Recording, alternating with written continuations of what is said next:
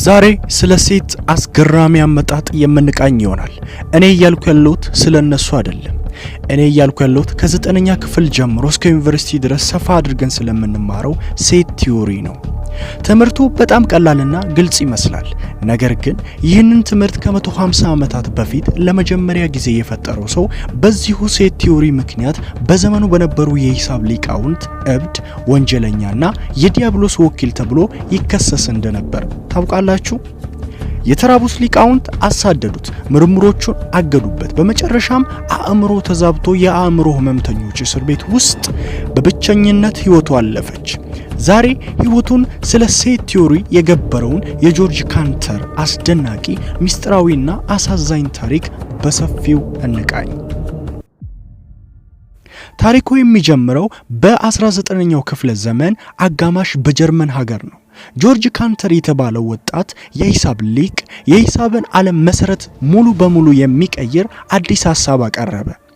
ሴት ወይም ስብስብ ብሎም ሰየመው። እስከዚያ ዘመን ድረስ ሂሳብ ማለት ቁጥሮችን መደመር፣ መቀነስና ስሌቶችን መስራት ብቻ ነበር። ካንተር ግን ቁጥሮችን፣ ነገሮችን ወይም የጂኦሜትሪ ቅርጾችን በአንድ ሳጥን ወይም ስብስብ ውስጥ አድርገን የጋራ ባህሪያቸውን ማጥናት እንችላለን አለ። ይህ ግኝት ለሂሳብ ትምህርት አዲስ በርንም ከፈተ። ነገር ግን ካንተር በዚህ ብቻ አላቆመም። ወደ ሴት ቲዮሪ ጥልቅ ምስጢር ውስጥ እየገባ ሲሄድ የሰዎችን አእምሮ የሚያስቱና በፍጹም ያልተጠበቁ አዳዲስ ነገሮችን ማግኘት ጀመረ። ካንተር በሴት ቲዮሪ አማካኝነት የኢንፊኒቲ ወይም ያልተወሰነ ማቆሚያ የሌለው ስብስቦችን ማወዳደር ጀመረ። እስከዚያ ዘመን ድረስ የዓለማችን ሊቃውንት ሁሉም ኢንፊኒቲዎች እኩል ናቸው ብለው ያምኑ ነበር። ካንተር ግን በሴት ቲዮሪ አረጋግጦ ዓለምን ያስደነገጠውን ግኝት ይዞ ወጣ። ሁሉም ኢንፊኒቲዎች እኩል አይደሉም፣ አንዳንዶቹ የሴት ኢንፊኒቲዎች ከሌሎቹ ይበልጣሉ አለ። ለመረዳት ያህል የመቁጠሪያ ቁጥሮች ወይም ናቹራል ነምበርስ ኢንፊኒቲ ማለትም ኢንፊኒቲ ነው። እናም ሌላኛው ደግሞ በዜሮ እና በአንድ መካከል ያሉ የነጥብ ቁጥሮች ሴት ወይም ኢንፊኒቲ ደግሞ እንዲሁ ሌላኛው ኢንፊኒቲ ነው። ነገር ግን ካንተር በሴት ቲዮሪ ማረጋገጫው እንዳሳየው በዜሮ እና በአንድ መካከል ያሉት የነጥብ ቁጥሮች ስብስብ መጠን ከትልቁ የመቁጠሪያ ቁጥሮች ወይም ናቹራል ነምበርስ ኢንፊኒቲ ስብስብ ይበልጣል አለ። ይህም ከአንዱ ያልተወሰነ ቁጥር የሚበልጥ ሌላ ያልተወሰነ ቁጥር አለ ብሎ አረጋገጠ። ይህ ግኝት በወቅቱ በነበሩት አሮጌ የሂሳብ ሊቃውንት ዘንድ ፍጹም እብደትና ሃይማኖትን የሚቃወም ነገር ሆኖ ታያቸው። የካንተር አዲስ የሴት ቲዮሪ ግኝት በወቅቱ በነበሩት ታላላቅ ፕሮፌሰሮች ዘንድ ከፍተኛ ጥላቻን ቀሰቀሰ።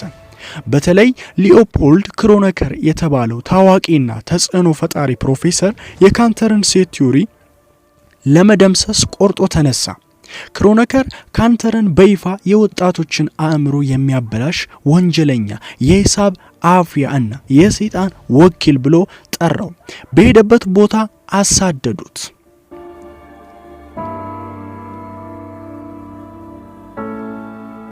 የካንተር የሴት ቲዮሪ ምርምሮች በማንኛውም የሳይንስ ጋዜጣና መጽሔት ላይ እንዳይታተሙ አገዱ። በዩኒቨርሲቲው እንዳያስተምር አገዱት። ከጓደኞቹም ለዩት። ካንተር ሙሉ በሙሉ በብቸኝነት ተከበበ። የለፋበትና ሕይወቱን የሰጠበት የሴት ቲዮሪ ትምህርት በሰዎች ዘንድ መወገዙን ሲያይ ካንተር ከፍተኛ የጭንቀት ህመም ወይም ሴቨር ዲፕሬሽን ውስጥ ገባ። ህመሙ እየጠነከረ ሲሄድ አእምሮውም ተዛባ።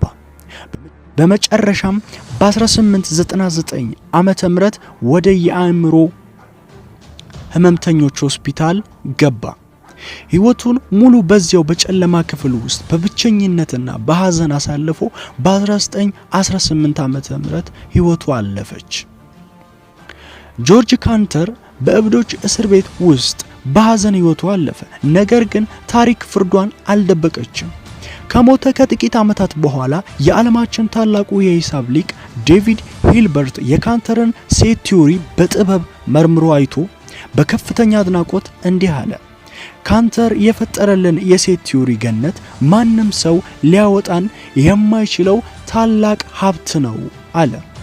ዛሬ ላይ ጆርጅ ካንተር የሞተለቱ ሴት ቲዮሪ አንደኛ ለዘመናዊው የኮምፒውተር ፕሮግራሚንግ እና ኮዲንግ፣ ሌላው ለዳታቤዝ ሲስተሞች እንዲሁም ደግሞ ለስታቲስቲክስ እና ለታላላቅ የሳይንስ አብዮቶች መሰረት ሆኗል። አዎ እብድ ተብሎ የታገደው የጆርጅ ካንተር ሴት ቲዮሪ ዛሬ የዓለማችንን ቴክኖሎጂ እየመራም ይገኛል። የጆርጅ ካንተር አሳዛኝ ታሪክ ምን ተሰማችሁ? ሴት ቲዮሪን ከዚህ በፊት እንደዚህ ባለ መልኩ ነግረዋችሁ ያውቃሉ? ካላወቁ እንደዚህ አይነት ቪዲዮዎች እንዲደርሷችሁ ሰብስክራይብ በማድረግ ይህን ቻናል ይቀላቀሉ። እንዲሁም ቪዲዮ ከተመቻችሁ ላይክ፣ ለሌሎችም እንዲደርስ ሼር አድርጉላቸው። ይመቻችሁ።